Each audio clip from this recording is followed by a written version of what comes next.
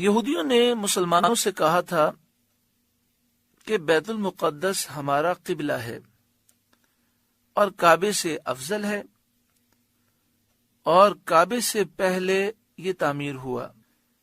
انبیاء نے اس کی طرف ہجرت کی اور یہی عبادت کا قبلہ ہے انبیاء کا۔ مسلمانوں نے کہا کہ کعبہ افضل ہے۔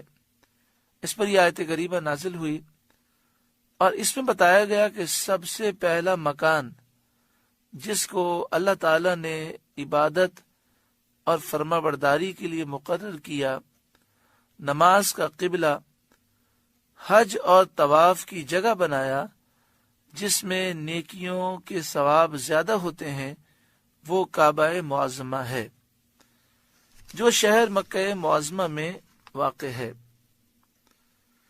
حدیث شریف میں ہے کہ کعبہ معظمہ بیت المقدس سے 40 سال پہلے بنایا گیا۔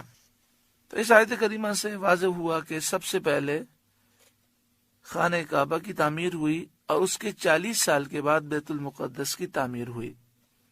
لیکن اس میں تاریخی حوالے سے دیکھیں تو کافی گہرائی ہے۔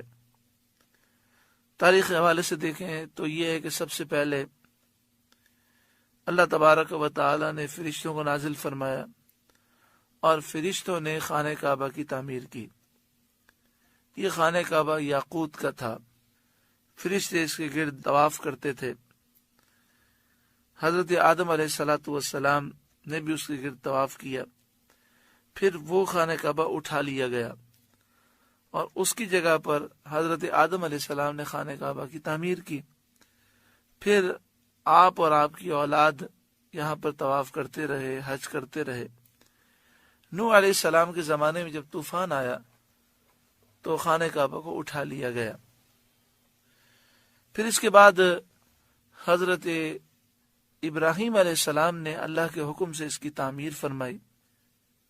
پھر مختلف دور میں تعمیریں ہوتی رہیں اور یہاں تک کہ نبی اکرم صلی اللہ علیہ وآلہ وسلم نے اعلان نبوت سے پہلے قریش نے جو تعمیر کی اس میں آپ نے حصہ لیا۔ نبی اکرم صلی اللہ علیہ وآلہ وسلم کے زمانے اقدس میں اعلان نبوت سے پہلے قریش نے جو خانہ کعبہ کو تعمیر کیا تو ان کے پاس حلال آمدنی کم تھی، تو انہوں نے کہا کہ چندہ وہی شخص دے جس کی آمدنی حلال ہو۔ تو چندہ بہت کم ہوا تو انہوں نے پھر یہ کیا کہ خانہ کعبہ کو شارٹ کر دیا، چھوٹا کر دیا۔ حتیم کا حصہ پہلے خانہ کعبہ کے اندر تھا تو انہوں نے یہ حصہ باہر کر دیا اور خانہ کعبہ کی دیوار یہاں سے شارٹ کی، اور 2 دروازے تھے انہوں نے 1 دروازہ بنا دیا۔ پھر قریش نے یہ بھی کیا کہ دونوں دروازے جو تھے وہ زمین سے لگے ہوئے تھے، تو انہوں نے 1 دروازہ کیا اور اسے زمین سے اونچا کر دیا تاکہ جو بھی خانہ کعبہ میں داخل ہو ان کی مرضی سے داخل ہو۔ نبی اکرم صلی اللہ علیہ وآلہ وسلم آپ نے ایک موقع پر اس بات کا اظہار فرمایا کہ اگر لوگ نئے نئے مسلمان نہ ہوئے ہوتے اور اس بات کا اندیشہ نہ ہوتا کہ لوگوں کے دلوں سے خانہ کعبہ کی عظمت نکل جائے گی تو میں خانہ کعبہ کو شہید کر کے اسی بنیاد پر لے آتا جس بنیاد پر حضرت ابراہیم علیہ السلام نے تعمیر فرمائی تھی۔ پھر حضرت عبداللہ بن زبیر رضی اللہ تعالی عنہما کا جب دور حکومت آیا تو آپ نے نبی اکرم صلی اللہ علیہ وآلہ وسلم کی اس حدیث کے مطابق خانہ کعبہ میں توسیع کی کہ حتیم کا حصہ خانہ کعبہ کے اندر آپ نے لے لیا، یعنی اس طرف سے دیوار بڑھا دی اور دروازے 2 کر دیے اور دونوں دروازے زمین سے ملا دیے۔ اس میں طریقہ یہ تھا کہ ایک دروازے سے لوگ داخل ہوتے، خانہ کعبہ کے اندر وہ نوافل اور دیگر عبادات کر کے دوسرے دروازے سے نکل جاتے۔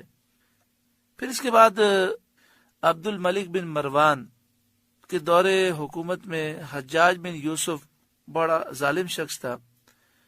اس نے عبد الملک بن مروان کا ذہن یہ بنایا کہ عبداللہ بن زبیر رضی اللہ تعالی عنہما نے اپنی شہرت کے لیے کام کیا ہے، تو عبد الملک بن مروان نے شہید کر کے پھر خانہ کعبہ کو قریش کی بنا پر رکھ دیا۔ پھر اس کے بعد اسے یہ حدیث پہنچی، اسے بڑا افسوس ہوا کہ اگر مجھے پہلے پتا ہوتا کہ حضرت عبداللہ بن زبیر رضی اللہ تعالی عنہما نے وہ کام کیا جو نبی اکرم صلی اللہ علیہ وآلہ وسلم کی خواہش تھی تو میں کبھی ایسا نہ کرتا۔ اس کے بعد ہارون رشید کے دور میں ہارون رشید کو کسی نے حدیث سنائی تو انہوں نے یہ تہیہ کیا کہ میں خانہ کعبہ کو توسیع دوں گا اور اسی طرح کروں گا کہ حتیم کا حصہ خانہ کعبہ کے اندر لے آؤں اور 2 دروازے بنا دوں اور دونوں دروازے زمین سے ملا دوں۔ لیکن ایک روایت میں یہ کہ امام مالک نے ان کو یہ پیغام بھجوایا یا ان کے سامنے کہا کہ آپ ایسا نہ کریں ورنہ خانہ کعبہ بادشاہوں کے ہاتھوں کا کھلونا بن جائے گا۔ آپ کے جانے کے بعد کوئی آپ کا سیاسی مخالف آئے گا، وہ شہید کر کے پھر اسے پرانی حالت پہ لے آئے گا، پھر اس کا کوئی سیاسی مخالف آئے گا، وہ شہید کر کے اس کو دوبارہ اس حالت پہ لے آئے گا، تو اس طرح لوگوں کے دلوں سے خانہ کعبہ کی عظمت نکل جائے گی۔ تو آج خانہ کعبہ اسی طرح ہے، حتیم کا جو حصہ ہے یعنی خانہ کعبہ کے پاس جو باؤنڈری ہے، اس باؤنڈری میں آپ داخل ہوں جسے حتیم کہتے ہیں، تو در حقیقت یہ خانہ کعبہ کے اندر کا حصہ ہے۔ جو اس میں داخل ہو گیا گویا کہ خانہ کعبہ کے اندر داخل ہو گیا۔ اللہ رب العالمین بار بار اس مبارک گھر کی حاضری، اس کا طواف اور حج رب العالمین ہم سب کو نصیب فرمائے۔